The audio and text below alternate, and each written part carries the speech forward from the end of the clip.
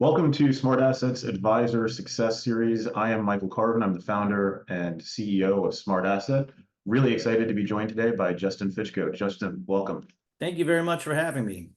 Justin, let us start by just hearing a little bit about yourself and how you got into wealth management, and if you can tell us a little bit about your practice. Certainly. Well, about myself, I've been married to my wife, Jennifer, for 14 years. We have two wonderful boys, a 9-year-old son and an 11-year-old son, very active, which makes us very active. There's very few down moments at my household, but we like it that way. It suits us perfectly. I've lived in the Cleveland, Ohio area my whole life, with the exception of going to undergraduate and graduate school at the University of Dayton in Ohio. I'm the kind of guy who just enjoys lifelong friendships and relationships with close family and friends. I like meeting new people. It's just easy for me to make new friends and acquaintances. And I think that's served me well throughout my career because, and I think we'll tie this in as the conversation goes on, but I think just being your natural self is one of the keys I've had to success. In terms of my professional background, throughout my whole life, I was a very entrepreneurial kind of person. I grew up in a family where my father's been a small business owner throughout my entire life. And I saw him work very hard, but also have the autonomy to pursue other interests, but frankly, mostly just work. And I think what rubbed off on me was I'd rather work harder and have some autonomy in my life. And I think that's kind of one of the drivers of what launched me into this career. You go throughout my youth, between either friends or family, we always had some sort of small business operation going between landscaping or power washing decks and all sorts of things like that throughout my youth and teenage years. And as I started to approach what I wanted to do with my career, I knew it would be something entrepreneurial. And then I also learned at a certain point that I value giving advice. I guess it makes me feel good to help other people and for my recommendations to be something meaningful to someone else's life. And so as I approached college, I entered as an accounting major and graduated with an accounting major, and actually entered the field of public accounting with Deloitte and Touche in Cleveland. And I did that thinking, hey, if I love this career, there's entrepreneurial components to that. But thankfully, after 2 years, I knew it was time to do something else. I think it's important. That's other good career advice. If you find out that you don't like something, get out before you're in it too long. But nonetheless, I had done an internship in this field, and my uncle, who was a successful advisor, invited me to join him in his practice in my mid-20s. And so it's been going on 20 years soon here, where I've been a financial advisor. The background as far as firms go, I was with Wells Fargo Advisors for approximately 17 years. And, those the predecessor firms were Wachovia Securities and Prudential before that. But it was only about a year and a half ago where my team broke away from Wells Fargo Advisors and joined the current firm in which I'm a partner called Daymark Wealth Partners. And we're a registered investment advisory firm. And we're just so excited about what we can do to help clients more than we ever could before. That's great. It's great to hear you talk about leading with authenticity and being your natural self. I mean, one of the things that I've certainly learned about the wealth management space is, it's a relationship business, and trust is so important. I'm curious to hear kind of how you think about relationship building with your clients and how you bring authenticity into how you serve your clients. Well, I think it's important to create a foundation of the relationship before you presume that you've earned their trust. I think trust takes a long time. Naturally, there's a difference between relationships of folks you've served for a long time versus prospective clients or new clients you might bring on board. And, it's a different skill set. You want to integrate the same types of things that you do with longtime clients with new clients. You're not going to change who you are or what you do, but just being respectful that it's going to take them some time. And so I think kind of starting out with that attitude is a good thing. But I think also it does go back to just the sincerity. Sincere, it's just who I am. So that's what I do. You try to interject some humor from time to time. I think that's a good thing. But you also don't want to be a goof and Yep. you're trying to be the funny guy all the time. But I think putting people at ease is important, whether that's with how you present to them their financial situation, talking, and I think it's also important to give back a little bit of let them into your life a little bit too.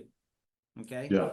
Yeah, I've always had a lot of respect for the type of trust it takes for any client, new, old, to divulge the amount of information and intimacy that it really takes for this to be a great working relationship. Intimacy is actually a very important part.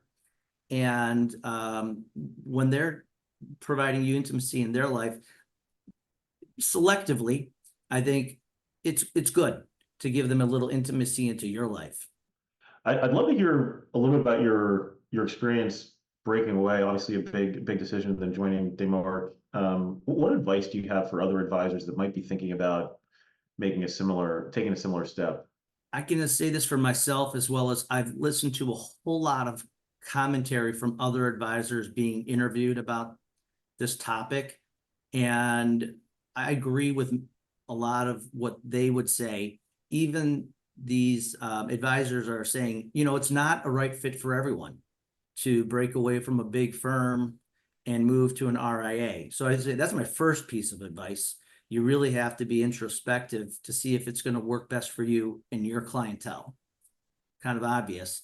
But in terms of if I were looking through my eyes, it's, I think you want to be absolutely sure that you've got solid relationships with your clients, because you are asking them to make a big move. It's not 100% smooth. Generally speaking, it is, but there's some bumps in the road. And that you really want to do your due diligence long before you get serious. In other words, I would take at least a year, if not 2 to 3 years, to understand the landscape around you first, so that you're educated if you were to move. And then, of course, look at various types of ways there are to go independent, because there's so many ways now. Anything you didn't expect, leaving a larger firm and joining an RIA? Just being transparent, I thought I'd bring over a little bit more of my business. I was very pleased with the outcome, don't get me wrong, but being ambitious, I thought I'd have a little bit more success in that. And so I think for anyone that is listening, is just be mindful that, that you're likely to lose some client relationships in the process. I would say that's been totally fine. And in a lot of ways, it's refreshing. As you build back your revenue, you'll find it's a lot more enjoyable to work with the people that want to work with you. So there's like a little bit of silver lining there. And then as you bring on new clients, you're absolutely sure they're working with you, because Demark Wealth Partners is not a brand name that everyone's going to know, right? Whereas if you work for a big brand, I guess some clients take comfort in that. And tell us more about Demark. What are the assets under management? Where are you guys based? How many offices? How many partners? We have 8 partners. What we also have is the ability to bring on other teams that, we dub them stake businesses. And in that regard, they're all part of the Demark family, but they can run their own business, their own P&L and it's typically in a team setting. So as an example, we have a team that joined us in Connecticut earlier this summer. And then a year before that, another team from Wells Fargo Advisors. So thus far, it's been the founders, Demark, that were Cincinnati-based advisors, the Cleveland-based advisors where I am, another set of Cleveland advisors that joined us several months later, and then a Connecticut team. So altogether, I would say nearing 20 advisors and then support staff. So the firm size is over 40 people. Well, Assets under management, it's about $3 billion at this point. and how much of, and what are your assets that you manage? I manage approximately 140 million, and that's been growing steadily. My clients typically are, some of them it's inherited money, a handful are small business owners, several executives, and a whole lot of folks who are, I would just dub them savers, a mass affluent folk who valued putting money to the side and growing it in 401k plans and other investments. And these are just the salt of the earth, greatest kind of people you'd ever want to work with, who value advice. That's great. And has your approach to growing your business changed from, previously being at a large organization and now being, at Daymark? Has strategy changed? Has how you get in front of new clients changed? Any thoughts there? Certainly. Well, I would say it has, and it is directly related to using SmartAsset. Okay. When I was with Wells Fargo Advisors, I used SmartAsset, and I would say it had a limited amount of success. And I decided to give it another go here on this side of the business. Partially, I was motivated to bring on some new clients. I found that I wanted to attract clients that really saw the abilities of Daymark to help and all that, as well as I found that it's a more effective setting to speak with prospective clients in a service like yours. The ability to use different forms of communication to more effectively get in front of people has been advantageous. So as an example, text messaging is not the only way, but it's a good touch point. And that's been a more effective way to get on people's radar. So naturally, I do a cadence of phone calls, emails, text messages, and a little bit of mailing. That truly has been transformational in terms of the ability to get in front of prospective clients using text messaging. And what's your overall experience been? How many new clients have you been able to bring on? What kind of new assets have you been able to bring on through SmartAsset and our advisor marketing platform? I joined on the platform in December of last year, and so that's about 9 months so far. I brought on 4 new households. I have more in the pipeline, but those 4 households, approximately $6.5 million of new AUM. It's been good in terms of the timeline. Some clients have taken a number of months to land, and frankly, some were rather brief in terms of the courtship period to where they're ready to join. That's great. Congratulations, $6.5 million in new assets. How do you think about the return on investment? How much have you spent to generate that $6.5 million? And is that something you track closely? I don't track it as closely yet, but I actually have been working with your staff on some tools that you're piloting to make that a little bit more effective to track. But in terms, because it's only been that number of months, and I know exactly the amount of clients and assets, it's pretty easy to say that it's already a positive return on investment. If you look back on what I've been spending on leads for about 9 months, call it about $20,000 of outlay so far, expecting to generate $60,000 or $70,000 of annual revenue. Remembering that that's gross, not net.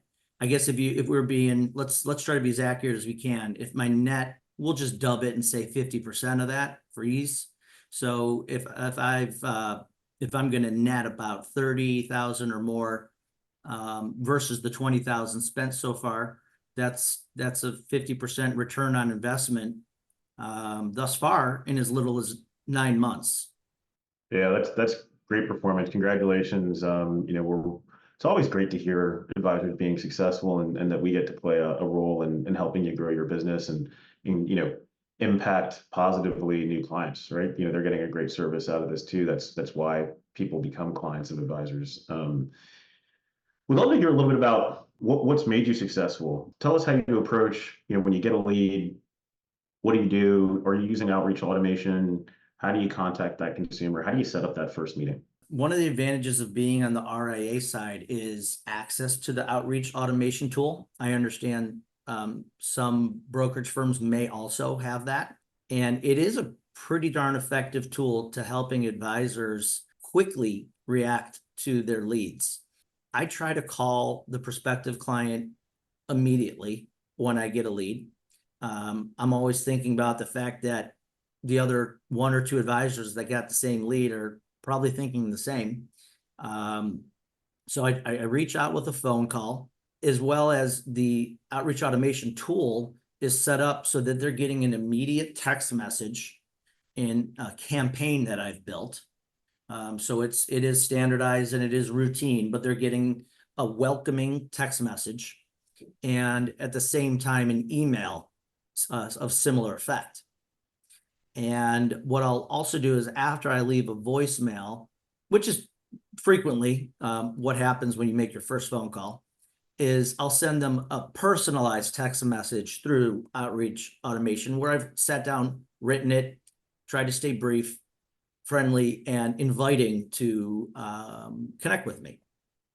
And then we've got the outreach automation tool helps you stay accountable to a cadence that is appropriate to reach out to these folks, whether that be and that's generally respective to phone calls and follow-up phone calls, because when you have a campaign set up, they're getting a regular cadence of emails and text messages that you set up to go out to them. So I try to be on point. I try to call right away, and I'm frequently on the automation tool to verify that I'm staying on track with my outreach. And how does that first conversation go? What are you trying to qualify the consumer? Or are you just try and get the meeting set up as quickly as possible? Well, I mean, at its essence, that's a yes, but my approach has been I try to lead with value. In other words, trying to find out what was it that motivated them to reach out through SmartAsset. Were they sincerely desiring to connect with an advisor? What might be something happening in their financial lives that they are not pleased with? And then if I see that there is an ability to add value, I am trying to set up that first meeting. But frankly, if I find that the person just isn't well served by working with an advisor, or they're sincerely not interested, I'm also trying to determine that as quickly as I can too, because you don't want to pester them, and I don't want to spend time with someone that just doesn't sincerely want help. But I will tell you, you will find that there are plenty of folks that sincerely want help. Very well said. It sounds like you're getting 12 leads a month. Do you have a rough idea of how often you're able to get in touch with that consumer, and how many meetings would you say you set up on a monthly or quarterly basis?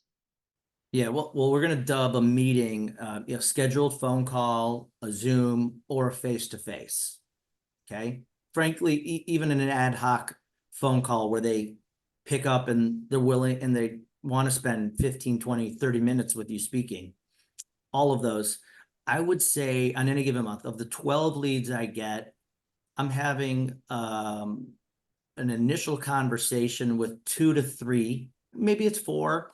I would say every month, about 2 of those prospective clients are setting up some form of a meeting. Some more than others, there's an ebb and flow to this, but that's about right. Just yesterday, I had an initial conversation with a person, and it went very well, and it's leading to an in-person meeting in the next couple of weeks. Just interjecting one thing here, if your firm allows you, I would highly recommend putting in to your email campaign something that allows them to easily set up an appointment with you at to their liking. In other words, I use Calendly. I believe Outlook has its own tool, but I think that's the first meeting I've had where I started using Calendly, and I was pleased with how simple it is to get a meeting set up.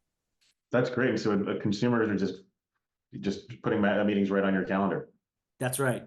And in terms of metrics, that's really exactly what we like to see. So if you're getting 12 leads per month, having a few good conversations and a couple of meetings per month is exactly where we want you to be in terms of setting you up to generate that kind of ROI where you're getting $60,000 of revenue against $20,000 to spend, $30,000 in margin. Depending on how you look at it, you're investing $1 and you're getting 3 back, or you're investing $1 and you're getting $1.50 of margin back. I mean, those are just really good numbers. When you have that first meeting, tell us a little bit about how that goes and what are your strategies for going from that initial meeting to generating a new client?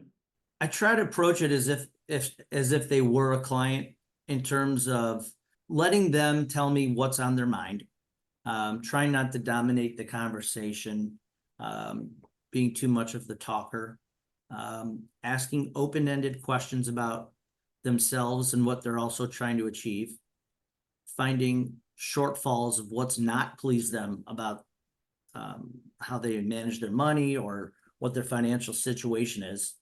And largely, I mean, I really think it basically comes down to taking a financial planning mindset, rather than thinking, gosh, I've got some sort of investment strategy or product that I just can't wait to tell them about. I think just really determining what can we truly do to help them to add value. So, because I think folks aren't going to make a change in their life unless they see some sort of dramatic uptick to change. Okay. So whether we're determining, they just don't have confidence in their financial plan, great. They don't have a plan. That's an uptick. They've got an investment strategy not suited for them. They're paying too much in fees. They've only got index funds or target date funds in their portfolio. Just trying to identify where the weaknesses are and making sure they understand. Yeah, this is a really important point, and it's a theme that I just see over and over again among our most successful advisors. I think a lot of people think that advisors that are really successful on the platform are just great salespeople, that they're really good at the pitch. And the truth is they're great listeners.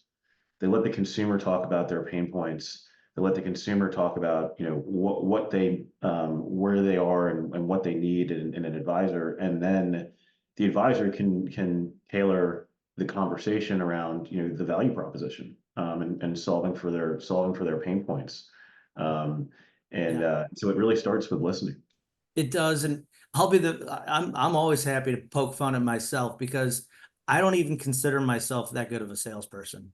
And in fact, when I played the role of junior partner, we go back in the story where my uncle invited me to join him, I'd sit in meetings where I was mostly just listening and observing and a little bit and participating in the meeting, but my uncle was generally leading it. And I would sit there and think, I don't think he's listening enough. I don't think that the sales pitch is that strong. What could I do? And okay, fine, that's good learning. But I think what I took away from that is clients work with people they like. And my uncle's a great guy, and he took care of people, and he had his heart and soul in the business like I do. And I think people gravitate to that. So in my career, I don't, again, it goes back to the authenticity. And if you're truly out to help people get better financial outcomes in their life, just leading with, what serves them best. And again, it comes back to listening rather than, I don't try to spend a whole lot of time working on sales technique, Yeah, absolutely. What advice do you have for advisors that are brand new to the program? They're just starting out, and they want to kind of generate your level of success. What would you tell them? Well, you're the rep you work with when you join SmartAsset will tell you the same, and I'll tell you exactly what they told me, what I would observe is true, which is it truly does take time and investment to reap rewards. So as an example, in December when I started, one of the first leads I got, which by the way happened to be a live connection lead, this couple didn't land as a new client until July. Wow. And through a series of a little bit affected by the fact that they do some overseas travel to go see family out of the country where they're kind of out of pocket for a month. And, you know, it's a little bit, no one wants to work on their financial plan when they're trying to get out of town or when they just came back.